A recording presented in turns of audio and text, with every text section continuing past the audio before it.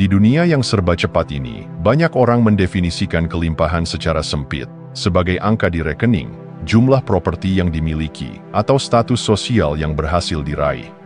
Namun jika kita menelusuri lebih dalam, kita akan menemukan bahwa kelimpahan sejati bukanlah soal banyaknya hal yang kita punya, melainkan tentang siapkah kita untuk menerimanya.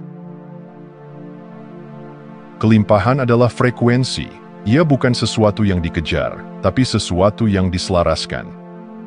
Seperti gelombang radio, kita hanya bisa menangkap siarannya jika berada di frekuensi yang sama.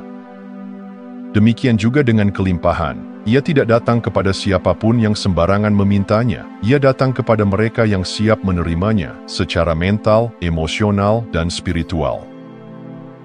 Banyak orang berkata ingin lebih uang, lebih cinta, lebih kesuksesan. Namun mereka tak menyadari bahwa diri mereka masih seperti gelas kecil yang mencoba menampung air dari lautan. Ketika kita belum memperbesar kapasitas diri, kelimpahan justru bisa terasa membanjiri, bahkan menyakitkan. Maka, bukan hanya soal meminta lebih, tetapi tentang menjadi lebih besar sebagai pribadi, agar mampu menampung lebih tanpa tumpah. Siap berarti terbuka, siap berarti menerima tanpa takut kehilangan, siap berarti tidak menahan, tapi juga tidak berlebihan. Dan siap, seringkali, bukan tentang apa yang kita punya, tapi siapa kita menjadi. Kelimpahan adalah cerminan dari keseimbangan dalam diri. Ia datang ketika kita berhenti mengejar dan mulai menyelaraskan. Ketika kita berhenti bertanya, kapan datangnya, dan mulai bertanya, apakah aku siap jika ia datang hari ini? Karena pada akhirnya, kelimpahan tidak membutuhkan tempat di luar, ia mencari rumah di dalam.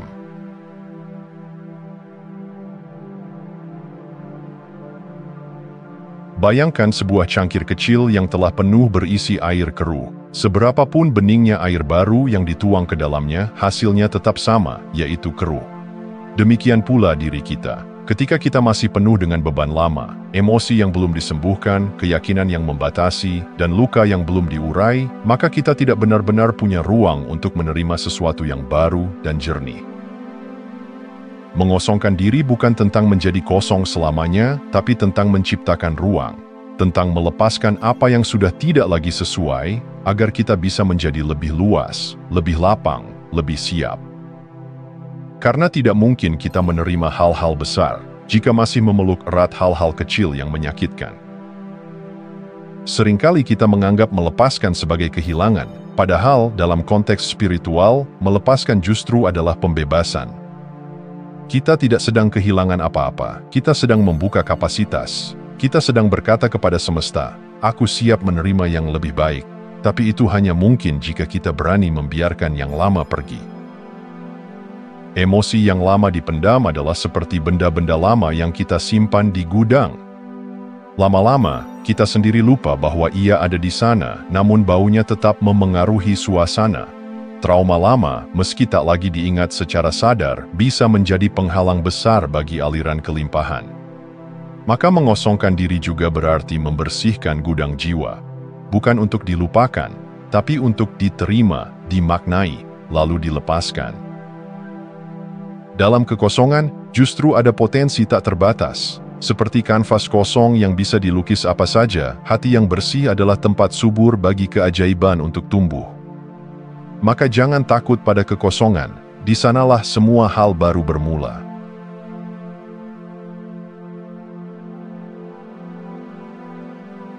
Kita semua hidup di dalam narasi, sebagian berasal dari pengalaman masa kecil, sebagian diwariskan tanpa sadar dari keluarga, budaya, bahkan masyarakat. Tanpa kita sadari, narasi-narasi ini membentuk pola pikir, dan pola pikir membentuk realitas. Pola ini bekerja diam-diam, seperti benang tak terlihat yang menggerakkan keputusan kita dari balik layar kesadaran. Di antara pola-pola tersebut, ada satu yang sangat licik. Keyakinan bahwa kita tidak cukup. Tidak cukup pintar, tidak cukup menarik, tidak cukup sukses, tidak cukup layak. Keyakinan ini bukan hanya menyabotase potensi kita, tetapi juga membuat kita menutup pintu sebelum semesta sempat mengetuk. Dan ironisnya, semakin kita menginginkan kelimpahan, semakin kuat pola ini bisa muncul, karena setiap impian besar akan memanggil rasa takut yang sebanding. maka yang muncul adalah bisikan kecil, samar, tapi sangat berpengaruh. Aku tidak pantas mendapatkannya. Aku tidak sehebat itu. Atau, siapa aku untuk menginginkan semua ini? Namun kesadaran adalah cahaya yang mematahkan bayang-bayang. Saat kita mulai menyadari bahwa suara itu bukan kebenaran, melainkan hanya gema dari masa lalu, maka kita punya pilihan.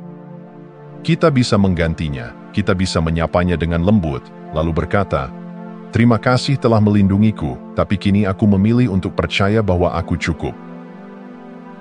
Penyembuhan dimulai dengan pengakuan, dan perubahan dimulai dengan keberanian untuk melihat ke dalam. Tak ada yang bisa diubah jika terus dibiarkan tersembunyi. Maka tugas kita adalah menerangi sudut-sudut dalam diri yang selama ini terabaikan, bukan untuk dihakimi, tapi untuk dipeluk dan ditransformasikan. Karena setiap kali kita berhasil melepas satu pola lama, kita membuka ruang untuk kemungkinan baru. Dan itulah awal dari kebebasan sejati, ketika hidup tidak lagi dikendalikan oleh ketidaksadaran, tapi oleh kesadaran yang penuh cinta.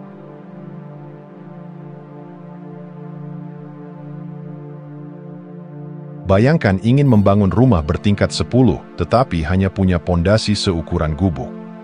Tidak peduli seberapa indah desainnya atau mahal materialnya, tanpa pondasi yang memadai, bangunan itu akan runtuh oleh beratnya sendiri. Begitu juga dengan kelimpahan. Tanpa struktur batin yang kuat, berkat sebesar apapun bisa berubah menjadi beban yang mengguncang.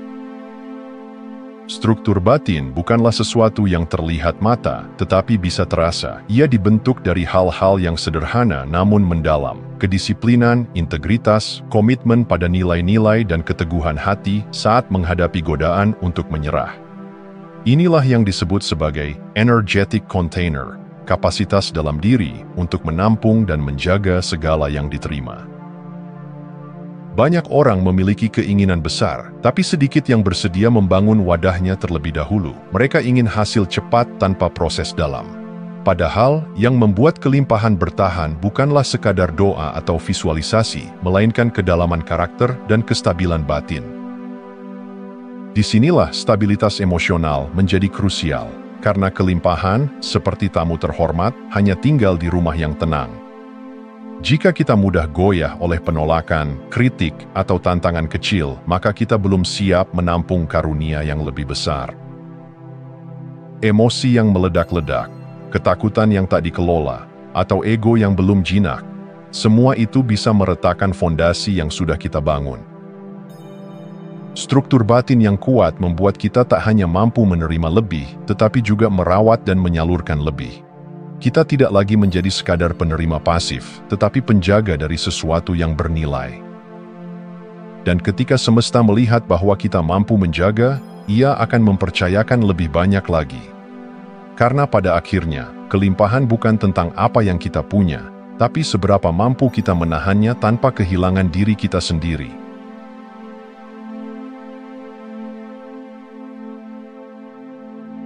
Pertumbuhan sejati tidak pernah terjadi dalam sekejap. Ia seperti biji yang harus berakar dalam gelap sebelum menjulang ke cahaya. Tapi di dunia yang serba cepat, kita sering terjebak dalam ilusi bahwa semakin cepat kita sampai, semakin sukses kita jadinya. Padahal, terburu-buru seringkali menjadi cara halus untuk menghindari rasa tak nyaman yang muncul di tengah proses. Proses bertumbuh tidak selalu manis. Ia datang dengan rasa canggung, ragu, kadang bahkan hampa. Ini bukan pertanda bahwa kita salah arah, melainkan sinyal bahwa kita sedang mengubah bentuk. Seperti balon yang perlahan diperbesar, jika kita memaksanya terlalu cepat, ia akan pecah. Begitu pula diri kita, pertumbuhan yang dipaksakan bisa mengundang kehancuran sebelum kematangan. Menjadi nyaman dalam ketidakpastian adalah seni yang hanya bisa dikuasai melalui keberanian untuk tinggal lebih lama dalam ruang abu-abu. Disinilah kita belajar tentang kesabaran, ketekunan, dan kebesaran hati untuk tidak menyerah ketika hasil belum terlihat. Disinilah kita belajar bahwa tidak ada yang salah dengan berjalan pelan, selama setiap langkah membawa kita lebih dekat pada keutuhan diri. Pertumbuhan tidak selalu tampak dramatis. Kadang, ia hadir dalam keputusan-keputusan kecil yang diulang dengan setia, dalam memilih jujur meski sulit, dalam tetap tenang ketika mudah marah, dalam percaya ketika segala hal belum jelas. Setiap momen itu adalah latihan memperbesar wadah batin kita, hingga suatu hari kita menyadari, ternyata kita telah tumbuh tanpa kita sadari. Bersahabat dengan proses berarti kita berhenti memperlakukan hidup sebagai perlombaan, dan mulai menjalaninya sebagai tarian. Ada iramanya sendiri, ada langkah cepat dan langkah pelan, tapi selama kita tetap hadir dalam setiap hentakan, kita tak akan tersesat. Dan justru karena tidak terburu-buru, kita bisa menikmati keajaiban yang hanya bisa dilihat oleh mereka yang berjalan dengan kesadaran.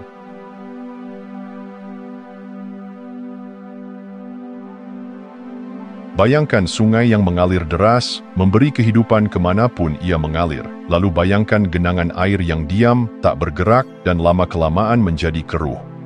Begitulah perbedaan antara menjadi saluran kelimpahan dan menjadi penampung semata. Kelimpahan sejati tidak pernah dimaksudkan untuk ditahan. Ia seperti energi hidup yang harus terus bergerak, mengalir dari satu bentuk ke bentuk lain, dari satu tangan ke tangan berikutnya.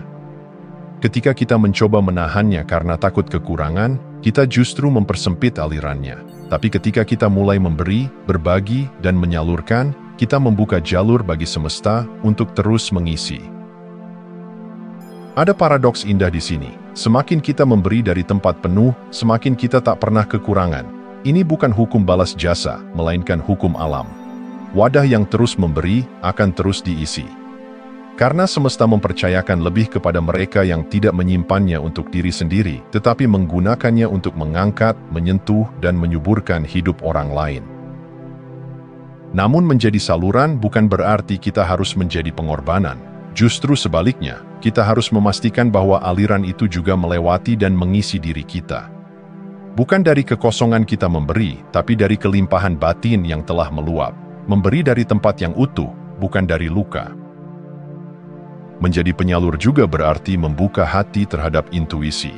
Kepada siapa aku perlu memberi hari ini, di mana aku bisa menjadi cahaya. Ini bukan tentang jumlah yang besar, tapi niat yang murni, sebuah kata yang menguatkan, waktu yang tulus didengarkan, atau kontribusi kecil yang lahir dari cinta, semuanya adalah bentuk kelimpahan yang mengalir.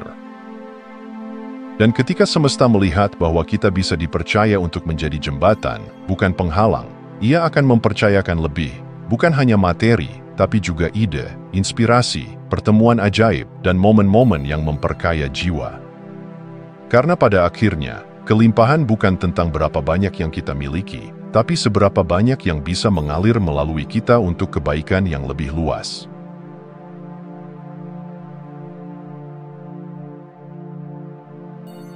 Setiap tingkat kelimpahan membawa medan energinya sendiri.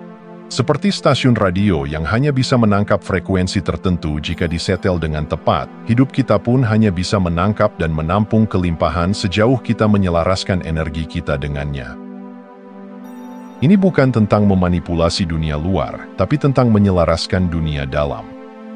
Kelimpahan tidak datang karena kita mengejarnya, tetapi karena kita telah menjadi versi diri yang bisa menerimanya. Ia muncul bukan sebagai hadiah, tapi sebagai cerminan dari getaran yang telah kita pancarkan secara konsisten.